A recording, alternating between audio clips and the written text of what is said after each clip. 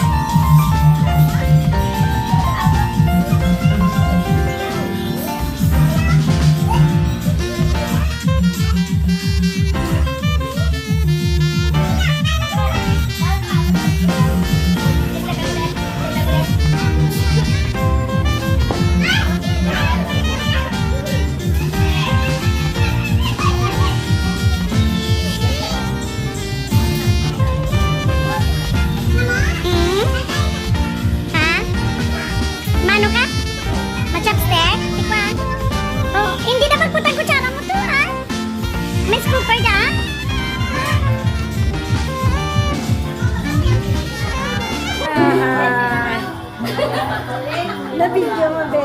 Sanami.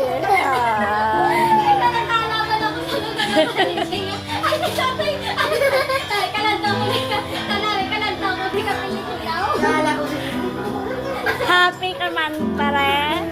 So, hambal sa pulong sa Ginoo, ang first is, ang plano ko sa imo is to prosper you.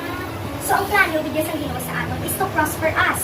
It could be physically, it could be in terms of emotionally, it could be in terms of mentally. Ang peace naton is a prosperity from the Lord.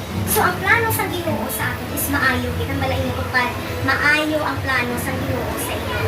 Ang balay mo kupad, ang balay mo asawa, maayo ang sa Ginoo sa iyo. So, maayo din ang plano sa Ginoo. So, maambal kita, no, the moment nga ang atong kabuhi, i-align natin sa Ginoo, i-dedicate natin sa Ginoo. Ang Ginoo may ara siya sa pamaagi nga gina-accelerate, gina-lift up niya kita. So, there are times na magabudlayan din kita. Kung kaisa, gina-allow sa Ginoo ang circumstansya sa kabuhi natin para nga magpanawag kita sa ila. Para nga kaksol ining mga pride sa kalipusoon natin nga kung pag-abot sa prosperity, wala kita sa ipabugal.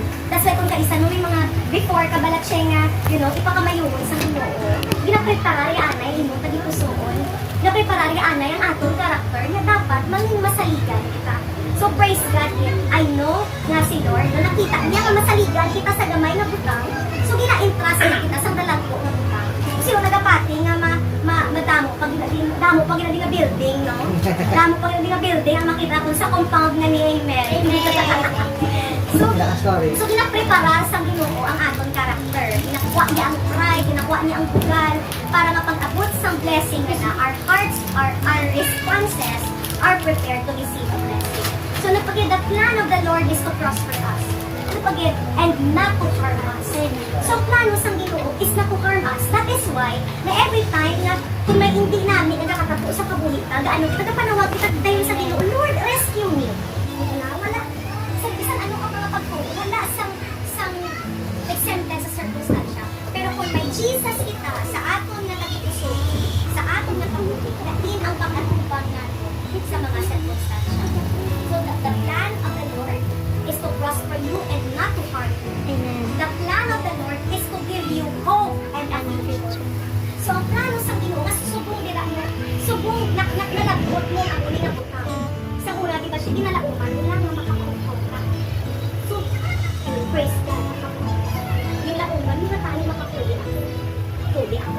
Susubok, damo nang gintuman sa Ginoo sa kabuhi natin.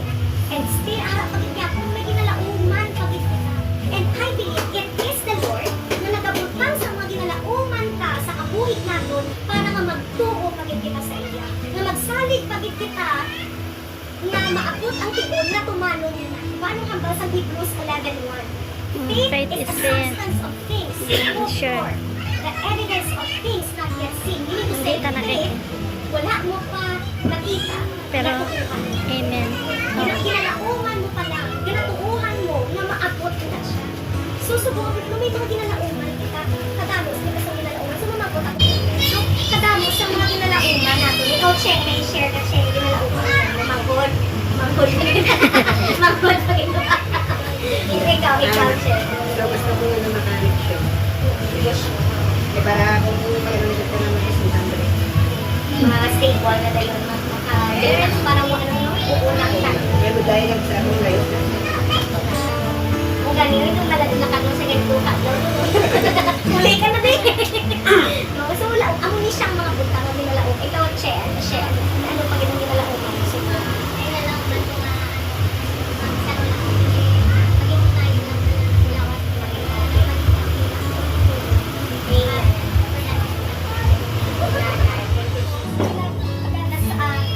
the plan of the Lord was to give us hope and a future. So, plano niya sa ito, maayo. Pero kung is actually, maayo din ang plano sa iyo. Pero tungkol sa ato, is ang mga desisyon, ang may mga challenges kita talaga. Is ang we make wrong decisions, that's why na may ginagawa kita. But you know, ang Ginoo niya gracious eh. Na kung sa matumba ka man, kung nabala ka lang mag-asawa, kung natumba ka man, Bangon. ka lang. Because ang grace ang Ginoo, Sufficient. Sa Bible, My grace is sufficient to do. My grace is Grace is sufficient sufficient. in your weakness. Yes. So, ano na siya ang nasa puso sa iyo. Before natin i-dedicate ang inyong life, first is we will dedicate our lives to God. Amen. I-dedicate natin sa puso sa iyo. No, ano, ganito kung paghihambal natin na dedicate, hindi mo na nito.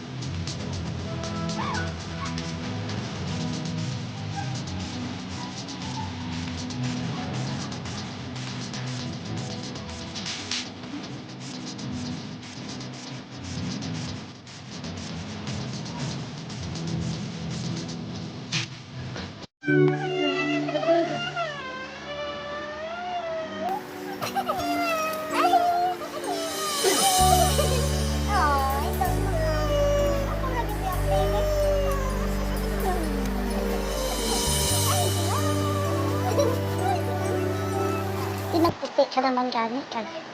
Nagputi ka naman Pero gani. ang pupot ko naman sa klima dito, hindi ko pinakurot ko. Surprise! Si Manoy, kuya. Surprise!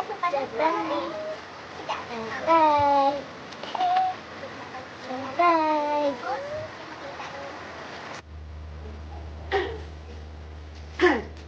Malin ka na sita. Malin ka na slit.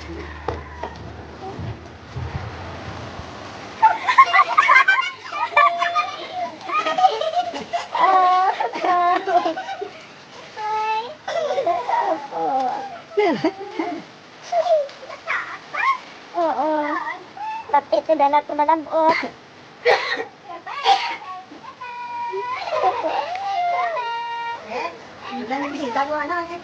Kaya ano, balingan ni Papa. Pag ma-English po, tingnan mo mawala ko na English. Important. Ni Papa nila na important kita na bisita. Kaya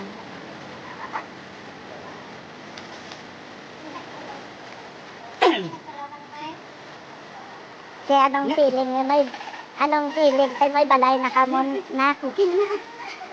Kasi lang dito ka man mo. Apat ka mo, instruktor.